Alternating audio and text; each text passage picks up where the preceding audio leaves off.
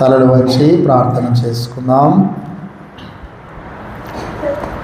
పరిశుద్ధుడా, మా గొప్ప తండ్రి, మీ ఘనమైన నామమునకు స్తుతి స్తోత్రములు చెల్లిస్తున్నాము. మీ వాక్య ధ్యానములోకి వెళుతుండగా మీ సేవకుని మరుగుపరిచి మీరు మాట్లాడమని క్రీస్తు నామమున అడుగుతున్నాము తండ్రి. ఆమేన్. దేవుని నామమునకు స్తోత్రములు. మరి ఒక సంవత్సర కాలములో మట్టల ఆదివారపు పరిశుద్ధ ఆరాధనలో కూడి వచ్చిన మీ అందరికీ యేసుక్రీస్తు శ్రేష్టమైన ఘనమైన నామమున శుభములు, వందనములు తెలియచేస్తున్నాను. దేవుని బిడ్డలారా, మీ అందరికీ మట్టలాది వారపు శుభాకాంక్షలు తెలియచేస్తున్నాను. Happy palm Sunday. చాలా చాలా సంతోషం. యేసుక్రీస్తు ప్రభువు ఈ లోకంలో ఉన్నప్పుడు చాలా పర్యాయములు ఆయన యెరూషలేమునకు వెళ్ళాడు. అయితే పునరుత్థానానికి ముందు ఆదివారం, అనగా ఈ ఆదివారం 11వ సారి యెరూషలేములోనికి ఆయన అడుగు పెడుతూ ఉన్నాడు. అనేక పర్యాయములు ఆయన యెరూషలేములో వెళ్ళినప్పుడు పరిస్థితులు వేరే. కానీ ఈ 11వ సారి ఆయన యెరూషలేములోనికి అడుగు పెడుతూ ఉండగా యెరూషలేములో ఉన్నటువంటి ప్రజలందరూ కూడా యేసుక్రీస్తు ప్రభువును ఒక రాజుగా చూడాలని ఇష్టపడ్డారు. ఒక నాయకునిగా, ఒక ప్రభువుగా చూడాలని వారు ఇష్టపడ్డారు. ఒక రాజు వస్తున్నప్పుడు ఎలాంటి వైభవాన్ని మనం చూస్తామో అలాంటి వైభవాన్ని ఇప్పుడు యేసుక్రీస్తు వస్తూ ఉండగా చూడాలనేటువంటి ఆశ ఆనాటి యూదీయ ప్రజలలో కలిగింది.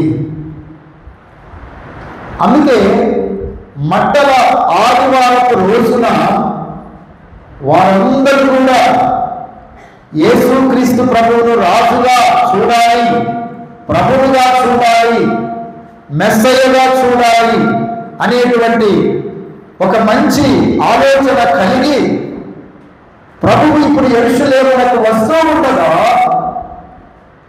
ఆయనను గాడిద మీద ఎక్కించి, గాడిద నడుస్తూ ఉండగా దాని కింద వస్త్రములు పరిచి అందరూ ఖర్జూరపు మట్టలు చేత పట్టుకొని హోసన్నా జయము, దావీదు కుమారునికి జయము, యెహోవా పేరున వచ్చువాడు ఆశీర్వాదవంతుడు గాక, ఈ 3 మాటలు చెబుతూ యేసు ప్రభువును వారు ఎంతో ఘనముగా యెరూషలేములోనికి వారు ఆహ్వానించినట్లుగా మనము చూస్తూ ఉన్నాం. దేవుని బిడ్డలారా, యేసు ప్రభువు యొక్క యెరూషలేము జయ ప్రవేశమును 5 భాగాలుగా మనము చూడవచ్చు. యేసుక్రీస్తు ప్రభువు గాడిదనెక్కి యెరూషలేములకు ప్రవేశిస్తూ ఉన్నటువంటి ఆ భాగాన్ని 5 విధాలుగా మనము చూడవచ్చును.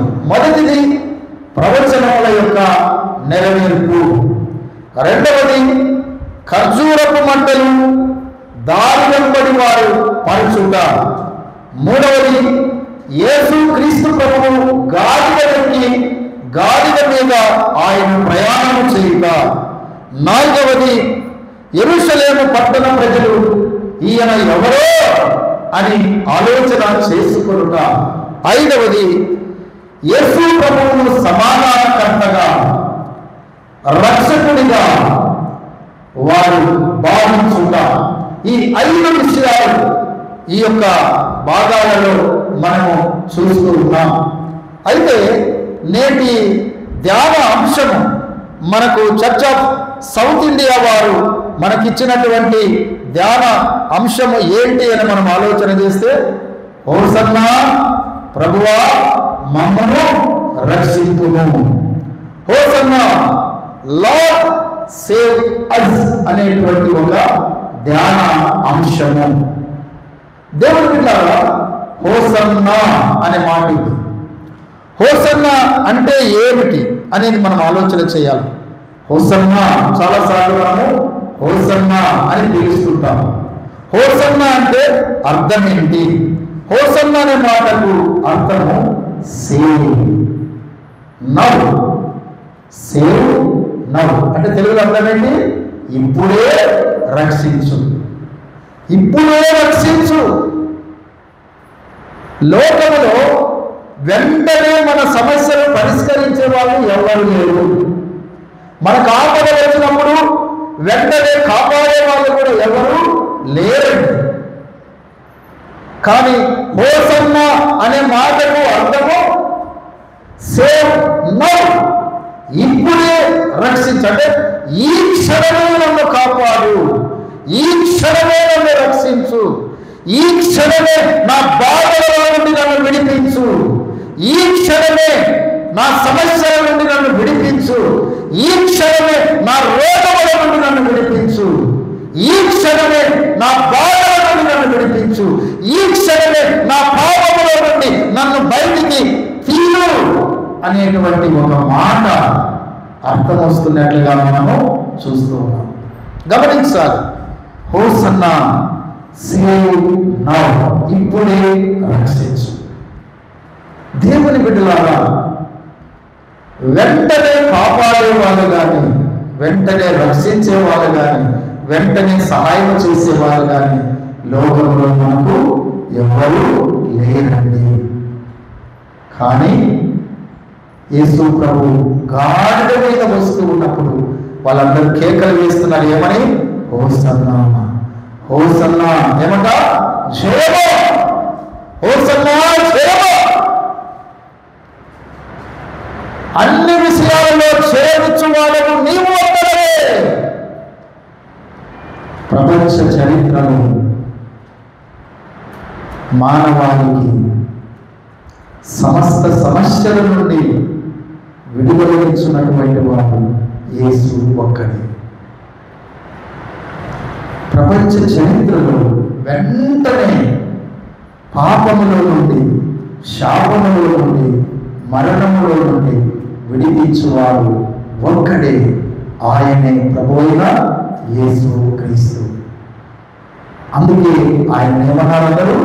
హోసన్నా, హోసన్నా అని పిలిచినట్లుగా మనము చూస్తూ ఉన్నాం.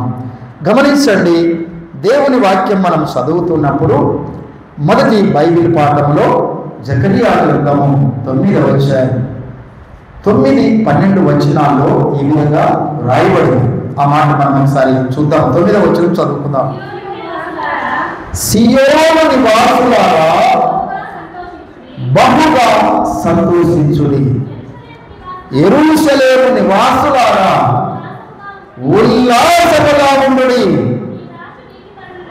నీ రాజు నీతి పరుడును రక్షణ గలవాడును దీనుడనై గాడిదను గాడిద పిల్లను ఎక్కి నీ యొద్దకు వచ్చుచున్నాడు.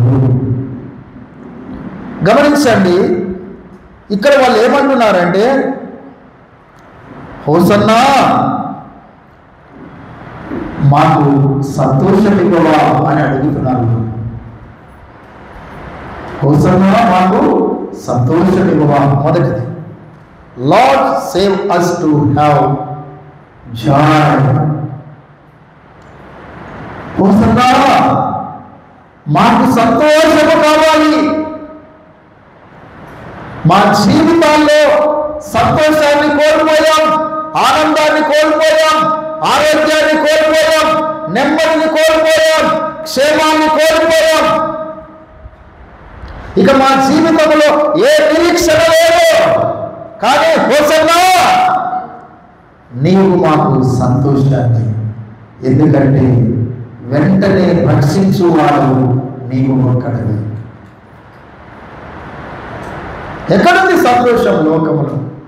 ఎక్కడుంది సమాధానం లోకములో? ఎంతోమంది ప్రపంచాన్ని పరిపాలించినటువంటి చక్రవర్తులు, రాజులు, ప్రభువులు,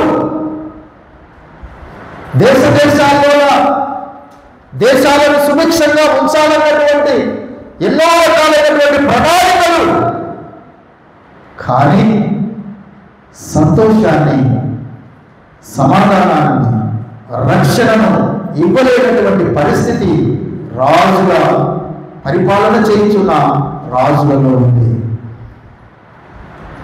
కానీ ఇప్పుడు గాడిద పిల్ల మీద ఎక్కి యెరూషలేమునకు వచ్చుచున్నటువంటి ఈయన ఎవరంటేనా? హోసన్నా. ఈయన ఏమిస్తాడంట? సంతోషమిస్తాడంట. సంతోషమిస్తాడంట. అందుకే ఇక్కడ లేఖనంలో మనం చదువుకున్నప్పుడు సియోను నివాసులారా ఏమంట? బహుగా సంతోషం అనే మాట ఇక్కడ రాయబడింది. బహుగా సంతోషించండి. 118వ కీర్తన 23వ వచనం మనం చదువుకున్నప్పుడు ఆ భాగంలో ఈ విధంగా రాయబడుతుంది.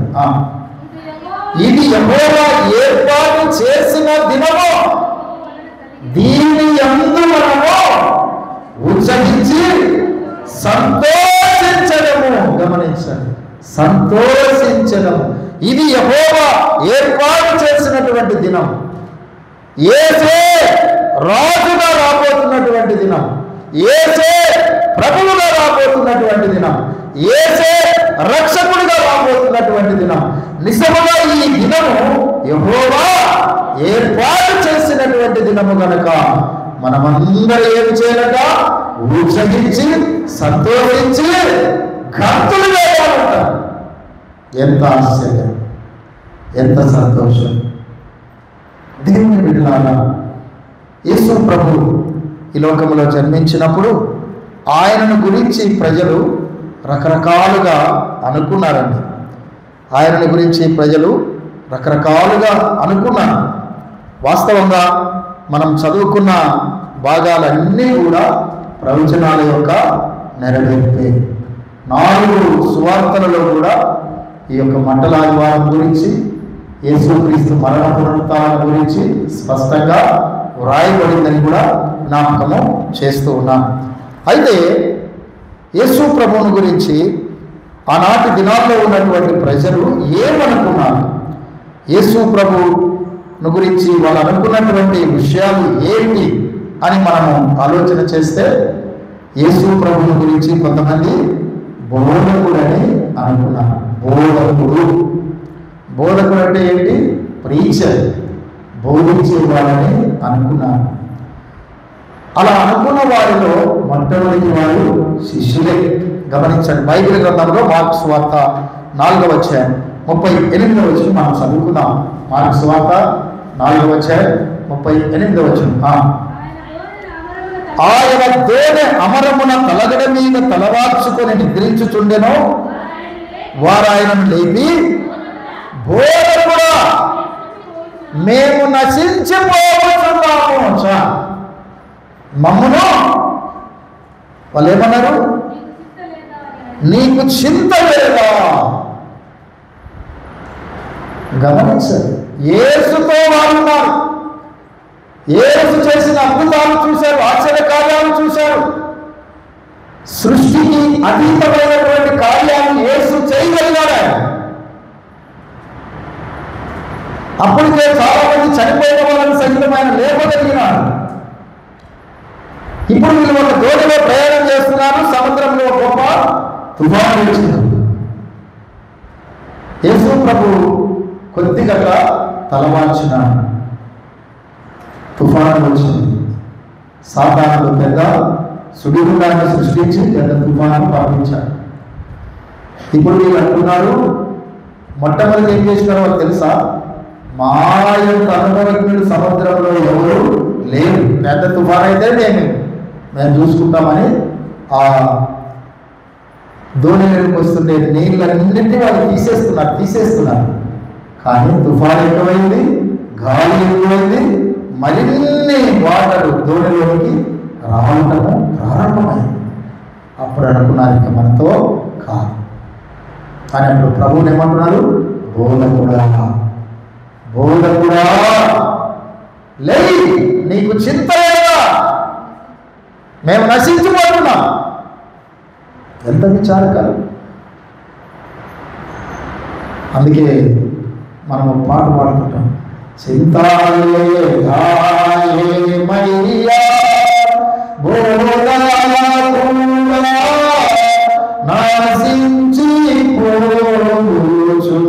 నశించిపోచున్నాము, ఎంతో వేదన పడితేనే కాపాడుమా టంచు శిష్యులు లేపేరే. ఎలాంటి వాడో కానీ ఈ యేసుని నేమాని వివరింతుము, గాలివాన యేసుని గాదెంపునకు చాలా భయపడి నిలిచేను. దేవుని బిడ్డ, యేసు శిష్యులు ఆయనను ఏమన్నారు? బోధకుడా అని పిలిచారు. మరికొంతమంది ఏమన్నారు? ప్రవక్త అని పిలిచారు. మరికొంతమంది అన్నారు దేవుని కుమారుడని పిలిచారు. కానీ ఒకే ఒక్క వ్యక్తి బైబిల్లో ధైర్యంతో విశ్వాసముతో యేసు ప్రభువును ఒక పేరుతో పిలువగలిగింది. ఏమని పిలిచారు?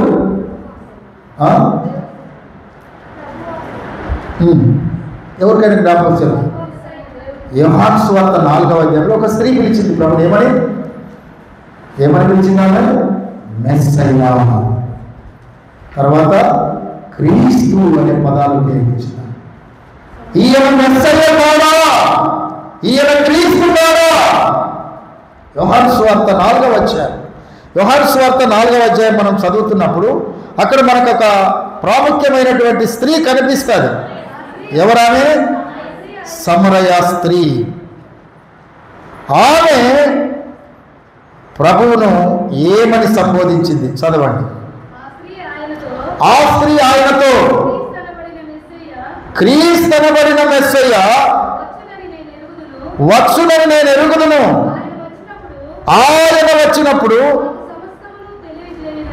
మాకు సమస్తమును తెలియజేయనని చెప్పగా, యేసు నీతో మాట్లాడుతున్నా నేనే ఆయనని ఆమెతో చెప్పాను.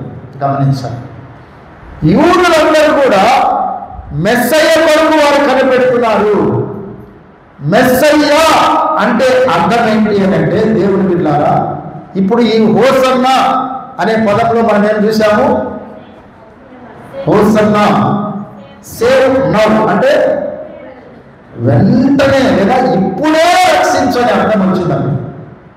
మెస్సయ్య అంటే యూదులందరూ కూడా మెస్సయ్య రాకపోయినా ఎదురు చూస్తున్నారు. ఇప్పుడు కూడా ఈ దినాల్లో కూడా యెరూషలేములో ఉండే యూదులు ఇంకా మెస్సయ్య రాలేదు అని ఎదురు చూస్తూ ఉన్నారు. ఆ రోజుల్లో కూడా మెస్సయ్య రాక కొరకు కనిపెడుతున్నారు. ఎందుకంటే మెస్సయ్య వచ్చినప్పుడు ఆయన ఏం చేస్తాడంట? పాపాన్ని తీసివేస్తాడు, శాపాన్ని తీసివేస్తాడు, మరణమును తీసివేస్తాడు. అంతేకాదు, మెస్సయ్య వచ్చినప్పుడు నీతి రాజ్యం స్థాపించబడుతుంది, సమాధాన రాజ్యం స్థాపించబడుతుంది, రక్షణ మానవులందరికీ కూడా ఏర్పాటు చేయబడుతుంది. ఇది మెస్సయ్య వచ్చినప్పుడు జరిగేటువంటి కార్యం.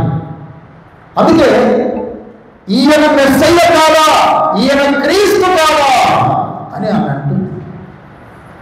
వాస్తవముగా సమరయ స్త్రీ చాలా భయంకరమైన పాపములో ఉండే ఒక స్త్రీ. ఆమె ప్రభు ఆమె దగ్గరికి వచ్చినప్పుడు, అమ్మా నీకు జీవజలం ఇస్తాను అని అంటుందయ్యా. అయితే అలాగైతే నాకు ఆ జీవజలము దయచేయి. ప్రభు అన్నాడు, జీవజలము కావాలంటే నీవు నీ కుటుంబంతో కలిసి నువ్వు ఇక్కడికి రావాలి. ఆమెకు ఒక కుటుంబం అంటూ లేదు, అనేక కుటుంబాలను కలిగి ఉంది కనుక ప్రభువు దగ్గర తాను ఏమి మాట్లాడలేక మౌనంగా ఉండిపోయింది. ప్రభువు ఆమె యొక్క స్టోరీ కథంతా వివరించి చెప్పారు. అప్పుడు ఆమె అంది, అయ్యా, మెస్సయ్య వచ్చినప్పుడే ఇలాంటి విషయాలు మేము తెలుసుకుంటాం. మా పాపాలు తీసివేస్తాడు, మా శాపాలు తీసివేస్తాడు, మా మరణములు తీసివేస్తాడని చెప్పినప్పుడు ప్రభు ఏమన్నాడు, నీతో మాట్లాడుచున్న మెస్సయ్యను నేనే. అందుకే యేసు ప్రభువుకు 2 పేర్లు పెట్టారు. మొదటిది యేసు, రెండవది క్రీస్తు. యేసు అంటే తన ప్రజలను వారి పాపముల నుండి ఆయనే రక్షించును కనుక ఆయనకు యేసు అనే పేరు పెట్టారు. రెండవది క్రీస్తు. క్రీస్తు అనగా అభిషక్తుడని అర్థం. అంటే దేని కొరకు ఈయన అభిషేకము? మానవ జాతి యొక్క పాప విమోచనార్థమై ఈయన అభిషేకించబడ్డాడు. మానవుల పాపములన్నిటి కొరకు ఒక గొర్రె పిల్లగా బలి కావడానికి ఈయన అభిషేకించబడినటువంటి క్రీస్తు. అందుకే ఆయన క్రీస్తు అని పేరు పెట్టబడింది. దేవుని బిడ్డలారా, సమరయ స్త్రీ అంటుంది, ఈయన మెస్సయ్య కాడా? అందుకే వీళ్ళందరూ ఎవరి కోసం ఎదురు చూస్తున్నారు? మెస్సయ్య కోసం ఎదురు చూస్తున్నారు. ఇప్పుడు ఈ గాడిద పిల్లని ఎత్తి యెరూషలేములోకి వస్తున్నటువంటి ఈయన ఎవరంటే ఈయన మెస్సయ్య. అందుకే ఈ ప్రవచనాలన్నీ కూడా, పాత నిబంధన ప్రవచనాలన్నీ కూడా ఇక్కడ నెరవేరుతూ ఉన్నట్టుగా మనము చూస్తున్నాం. అందుకే ఇక్కడ వాళ్ళు ఏమంటున్నారంటే, సియోను వాసులారా బహుగా సంతోషించుడి. యేసు రాకతో మానవ హృదయాలలో నిండైన సంతోషము. ఎందుకంటే ఆయన నీతి పరుడైన రాజు. అంటే అవినీతి లేదు, అక్రమము లేదు, మోసము లేదు, కుట్ర కుతంత్రాలు లేవు, దగా లేదు, నీతి పరుడైన రాజు. మనం లూకాసు వార్త 19వ అధ్యాయాన్ని చదువుతున్నప్పుడు అప్పుడు ఒక ప్రాముఖ్యమైన వ్యక్తి మనకు కనిపిస్తాడు. ఎవరైనా జక్కయ్య అవినీతి పరుడు, అక్రమకారుడు, మోసగాడు, లంచగొండి, అక్రమమైనటువంటి జీవితంలో కుట్ర కుతంత్రాల చేత, మోసము చేత ఎంతో డబ్బు సంపాదించుకొని పాపాన్ని కూడబెట్టుకున్నటువంటి వాడు. అలాంటి జక్కయ్య జీవితంలో సంతోషం లేదు, నెమ్మది లేదు, క్షేమం లేదు. ఆ ఊరి ప్రజలందరికీ ఓ పేరు పెట్టారు. ఏమంట? పాడైన మనుషులు. ఎట్లా ఉంటుంది మీరు ఆలోచించండి. ఎంత బాధ ఉంటుంది ఆ మాట అంటే.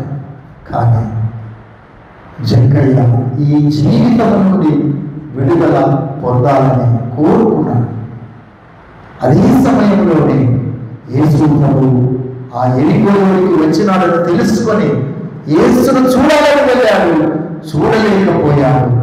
ఒక చెట్టు, మేడి చెట్టు ఎక్కి కూర్చున్నాడు. ప్రభు అదే మార్గంలో వస్తూ అంటున్నాడు, జక్కయ్య త్వరగా రాది, నేను నీ ఇంటిలో ఉండాలి. జక్కయ్య త్వరగా దిగి ఏం చేసినట్టు ఆయన యేసును చేర్చుకుని,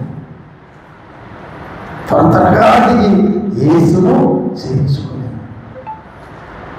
అప్పుడు జక్కయ్య అంటున్నాడు, ప్రభువా, నేను చాలా అన్యాయం చేస్తాను, అక్రమకారుని, మోసగారిని, అబద్ధికుడిని, దొంగలు, చాలా నీచమైన పనులు చేసినటువంటి వారిని స్వామి నన్ను ఎవరు క్షమించలేరు. అందుకే ఊరోళ్ళందరూ కూడా భయంకరమైన పాపాత్ముడు తూతూ అని అంటున్నారు. స్వామి, నా బతికేంటి ఇలా అయిపోయింది, ఎలాగైనా నీవే నన్ను రక్షించాలి.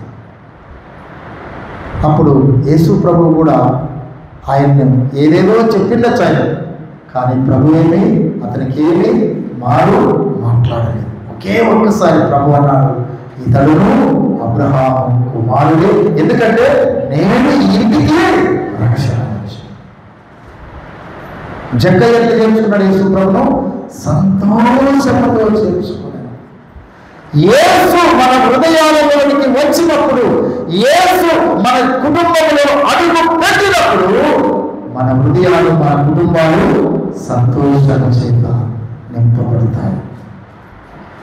అందుకే ఇక్కడ దేవుని బిడ్డారా, Lord save us to have joy, సంతోషము చూచుటకు ప్రభువా మమ్మను రక్షించు. హోసన్నా అంటే మమ్మను రక్షించు, ఇప్పుడే రక్షించు. జక్కయ్యను ఆలస్యం చేయలేదు. వెంటనే ప్రభువు అతని ఇంటిలోకి వెళ్ళి అతనికి నిండైన సంతోషాన్ని ఇచ్చాడు, ఆనందాన్ని ఇచ్చాడు. జక్కయ్య సంతోషంతో ప్రభువుని ఆరాధించటము మనం అక్కడ చూస్తూ ఉన్నాం. ఇక రెండవ విషయము, హోసన్నా అంటూ ప్రజలు Lord save us to have justice, సమాధానము చూచుటకు మమ్మను రక్షించవా.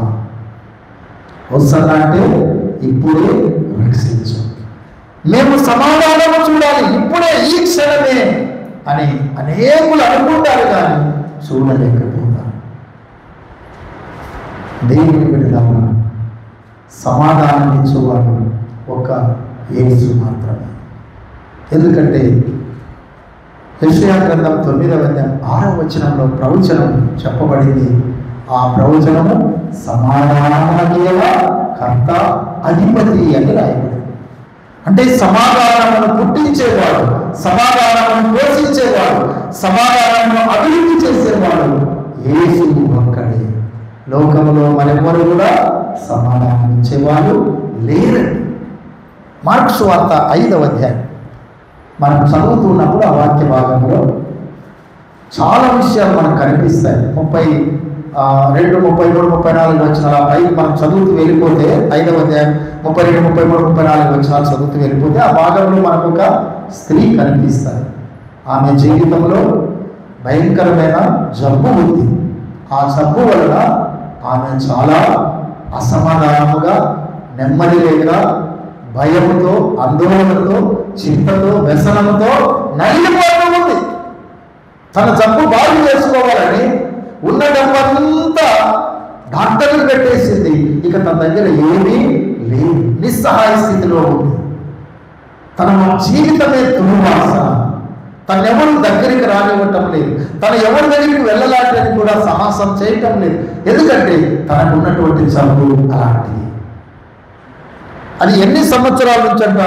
సుమారు 12 సంవత్సరాల నుంచి. ఏ జబ్బది? రక్తస్రావము కలిగిన జబ్బు. ఒకరోజు యేసుక్రీస్తు ప్రభు ఆ మార్గంలో వస్తున్నాడని తెలుసుకొని ఆమె వెళ్ళి యేసును చూచింది. ప్రభుతో మాట్లాడే ధైర్యం లేదు. ప్రజలలో వెళ్ళి ప్రభువా నన్ను బాగు చెయ్యని అడిగే ధైర్యం కూడా నాకు లేదు. అందుకే ఆమె ఏం చేసింది? వెనక వైపు నుండి వెళ్ళి ప్రభువు యొక్క వస్త్రాన్ని అలా తాకింది. వెంటనే ఆమె యొక్క రోగమంతా బాగైపోయింది. అలా తాకి చూసుకుంటే ఏమీ లేదు. తన మామూలు మనిషి అయిపోయింది. తన వస్త్రాలు మామూలు అయిపోయినాయి, తన శరీరం మామూలు అయిపోయింది.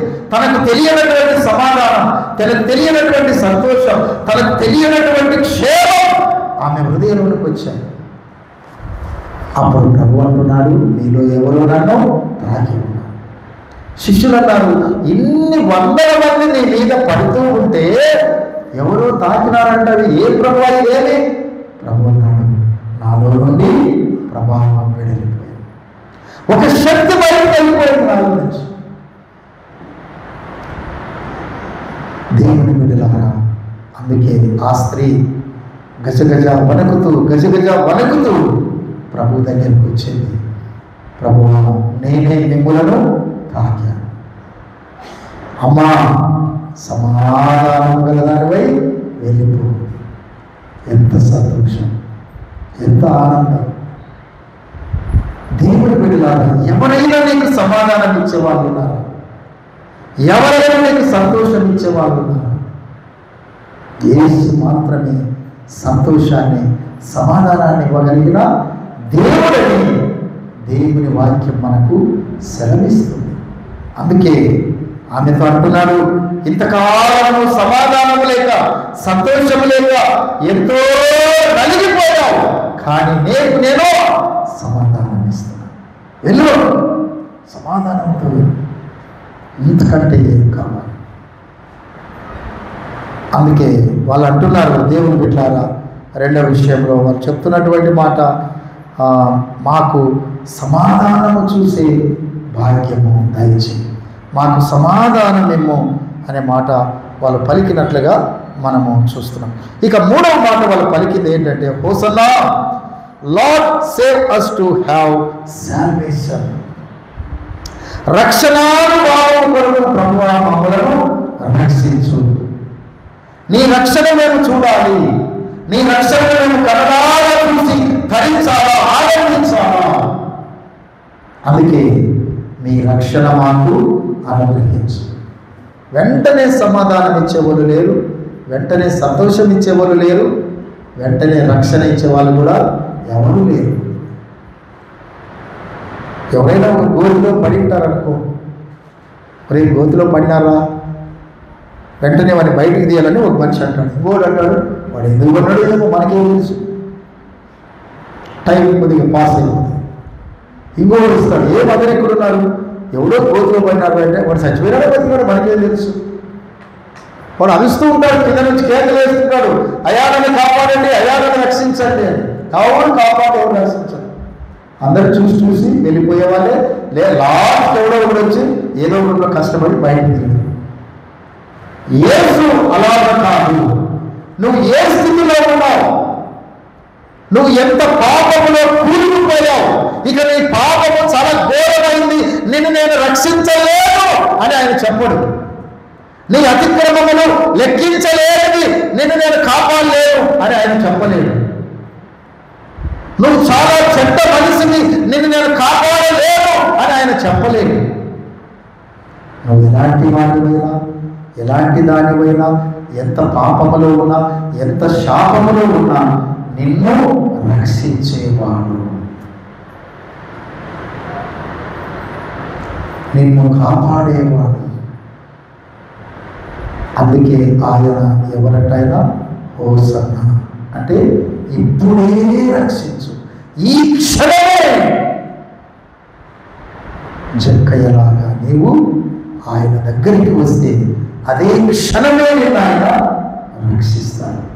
సమరయ స్త్రీలాగా నీ పాపములు వదిలివేసి ఆయన దగ్గరికి వస్తే ఆ క్షణమే ఆయన నిన్ను కాపాడుతాడు.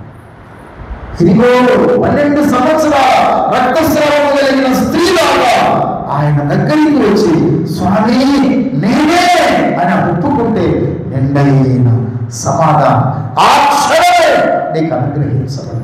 షరతులు లేని ప్రేమ, షరతులు లేని కృప, యేసు యొక్క కృప, యేసు యొక్క ప్రేమ. అందుకే ఆయన దగ్గరికి మనము రావాలి.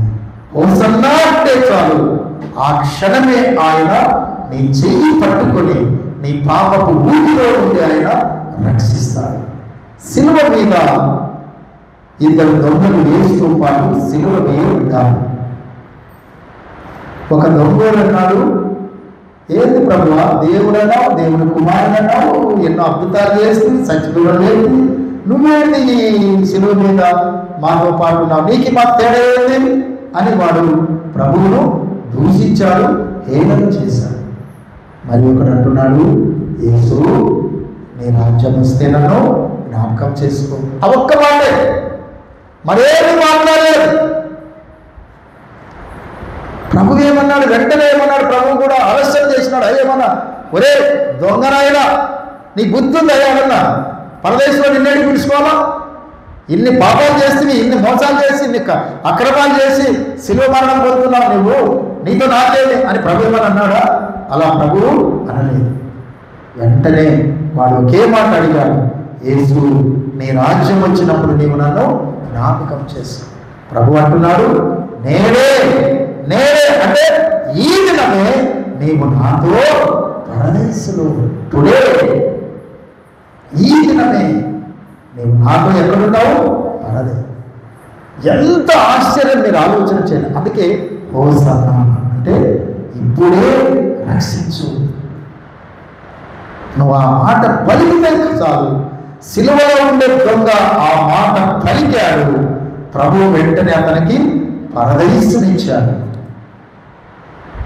మనం ఆలోచన చాలాసార్లు లోకంలో ఉండే మనుషులు చాలా లాజిక్లు మాట్లాడుతుంటారు. ఏంటి లాజిక్లు అంటే, సిలువ మీద దొంగ బాప్తీసం పొందలేదు, సిలువ మీద దొంగ ఎన్ని తప్పులు చేసినాడు, యేసు ప్రభువు వెంటనే పరలోకం ఇచ్చినాడు, ఇట్లా మాట్లాడుతూ ఉంటారు. నీవు నేను మాట్లాడడానికి మనుషులు మనకేమీ చేత కాదు. ఆయన పాపమును తీసివేయగలిగిన దేవుడు. మార్కు సువార్త 2:10 ఈ విధంగా రాయబడింది, పాపమును క్షమించడానికి మనిషి కుమారుడికి భూమి మీద అధికారం కలదు. యేసుకు మాత్రమే నీ పాపాలు క్షమించే అధికారం ఉండేది, మరి ఎవ్వరికీ భూమి మీద లేదు. అందుకే ఆయన దొంగతో అన్నాడు, నేనే నీవు నాతో కూడా పరదైసులో ఉండు. దేవుని బిడ్డలారా, ఒక్క మాట నువ్వు చెప్పితే చాలు, ఒక్క మాట అడిగితే చాలు, యేసు నిన్ను రక్షిస్తాడు. రక్షణ ఇచ్చే రాజు. దేని నుండి రక్షణని? పాపము నుండి, శాపము నుండి, మరణము నుండి నిన్ను రక్షిస్తాడు, విడిపించి రక్షిస్తాడు. మనకు చదువుకునే దినాల్లో ఒక మంచి పాఠం ఉండేది. బలి చక్రవర్తి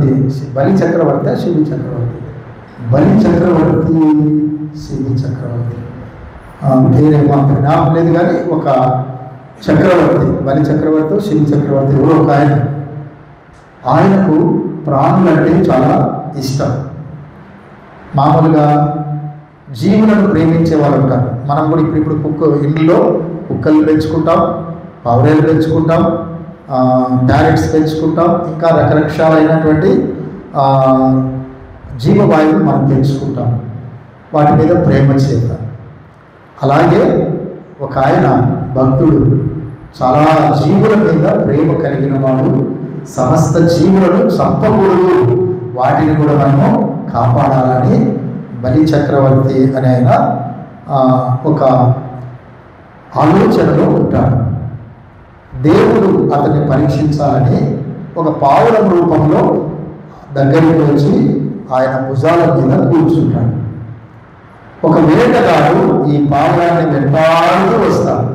వెంటాడుతూ వచ్చి ఈ పావురం ఇక్కడ కూర్చుంటే బాణంతో వేయకుండా ఆయన అడుగుతాడు, ఏమయ్యా, ఈ పావురము నాదే, నేను వెంటాడుతూ వచ్చాను, అది నీ దగ్గర వచ్చి కూర్చునింది, దాన్ని పట్టి నాకు ఇయ్యంటాడు.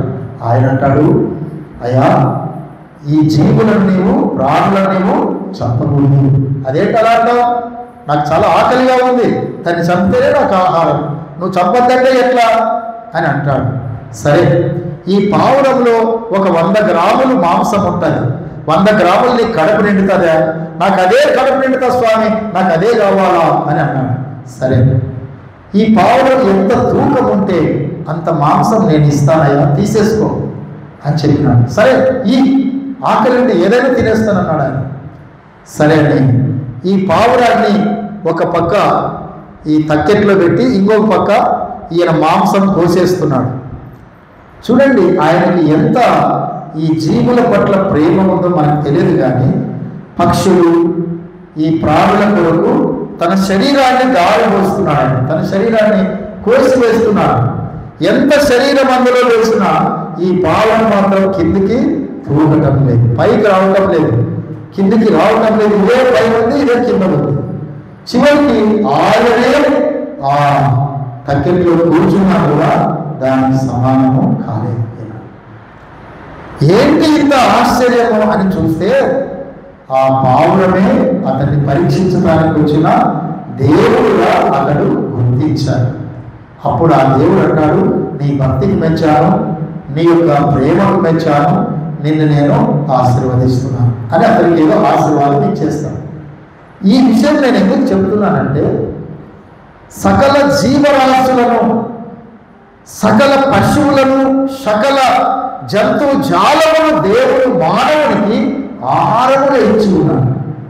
నీకు ఆహారముగా ఇస్తే నువ్వు దానికోసం నీ ప్రాణం చేయాల్సిన అవసరం లేదు. దేవుని స్వరూపము, దేవుని ఆత్మ మానవునిలో ఉంది. ఈ ఆత్మ మనం ప్రయత్నం చేయాలి. ఈ ఆత్మలో ఉండే ప్రతి విధమైనటువంటి అపవిత్రతను తొలగించుకోవడానికి మనం ప్రయత్నం చేయాలి. జీవనమే పాపం లేదు, మానవుల్లో పాపం. ఈ పాపాన్ని తీసివేయాలి. అందుకే యేసుక్రీస్తు ప్రభు ఈ లోకానికి వచ్చి ఆయన మనందరి పాపాల కొరకు ఆయన తన యొక్క విలువైన పరిశుద్ధమైన రక్తమంతటిని కూడా కాల్చేశాడు ఈ భూమి మీద. ఆయన రక్తము కాల్చటముతో సమస్త పాపములు తుడిచివేయబడ్డాయి, శాపము తొలగించబడింది, మరణములన్నీ కూడా కొట్టివేయబడ్డాయి. పరలోక స్వాస్థ్యాన్ని దేవుడు మనకు ప్రసాదించాడు. అదే రక్షణ. పాపము నుండి, శాపము నుండి, మరణము నుండి విడిపించటమే రక్షణ. అలాంటి రక్షణ జీవితం నీకు నాకు ఇచ్చిన వాడు యేసు మాత్రమే. దేవుడి బిడ్డలారా, ఈ మట్టలాదివారం దినాన ఈ కొన్ని మాటలు మన హృదయాలను దాచుకుందాం, మన మనసులో భద్రం చేసుకుందాం. మనము హోసన్నా అనే ఒక్క మాట ప్రభువుతో మాట్లాడినప్పుడు ఆయన నీకు సంతోషం, ఆయన నీకు సమాధానం, ఆయన నీకు రక్షణ ఉన్న పాటున నీకు ఆయన ఇవ్వగలిగిన దేవుడు. అలాంటి వాటిని మనం పొందుకొని ఆయన రాకడ వరకు నమ్మకముగా బ్రతకడానికి మనము సిద్ధపడదాం. అట్టి కృప దేవుడు మనందరికీ దయచేయాలని కోరుతూ ఈ కొన్ని మాటలు నేను ముగిస్తున్నాను. దేవుడికి కొన్ని మాటలు నేను నిర్వహించమై దీవించునుగాక. ఆమేన్. ప్రార్థన. దేవ స్తోత్రములు తండ్రి, మీ సేవకుని మరుగుపరిచి మీరు మాట్లాడిన కొన్ని మాటల కొరకై స్తోత్రం. ఈ కొన్ని మాటలు మా హృదయాల్లో, మా మనసులో భద్రం చేసుకొని మీరు అక్కడ పర్యంతం మేము నమ్మకముగా బ్రతకడానికి సిద్ధపరచమని క్రీస్తు నామమున అడుగుతున్నాము తండ్రి. ఆమేన్.